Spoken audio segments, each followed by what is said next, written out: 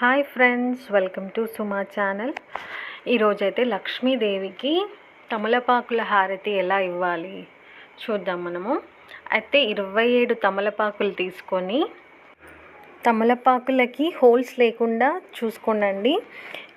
Holes లేని ఆకులను అయితే తీసుకొని వరుసగా మనము ఒకదానిపైన ఒకటి 27 ఆకులు అయిపోయేదాకా వరుసగా అలా అయితే పెట్టాలి. తర్వాత కుంకుమ పెట్టేసుకొని మట్టి ప్రమిద కానీ ఇత్తడి ప్రమిద కానీ తీసుకొని అందులో నెయ్యి వేసి మళ్ళీ 27 ఆకులు తీసుకున్నాం కదండి, 27 ఒత్తులు తీసుకొని దీపాన్ని అయితే అగరబత్తితో వెలిగించాలి.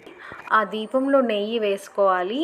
నెయ్యి వేసుకొని మట్టి ప్రమిద అయినా పెట్టవచ్చు, ఇత్తడిదైనా పెట్టవచ్చు, వెండిదైనా పెట్టవచ్చు, మీకు అనుకూలంగా పెట్టండి. ఒత్తు వెలిగించిన తర్వాత అమ్మవారికి అయితే హారతి ఇవ్వాలి. హారతి మంగళహారతి సాంగ్ మీకు వస్తే పాడని, లేకపోతే పెట్టేసి అమ్మవారికి నించొని అయితే హారతి ఇవ్వాలి. తమలపాకుల హారతి ఇవ్వడం వల్ల మన కోరిక త్వరగా నెరవేరుతుందండి. ఈ దీపం వెలుగుతున్నంత వరకు అమ్మవారి నామస్మరణ అయితే చేయాలి. హారతి పాట అయిపోయింది అనుకోండి, కూర్చొని అమ్మవారి నామస్మరణ చేసుకోండి. ఈ వీడియో కనుక మీకు నచ్చినట్టయితే లైక్ చేయండి, షేర్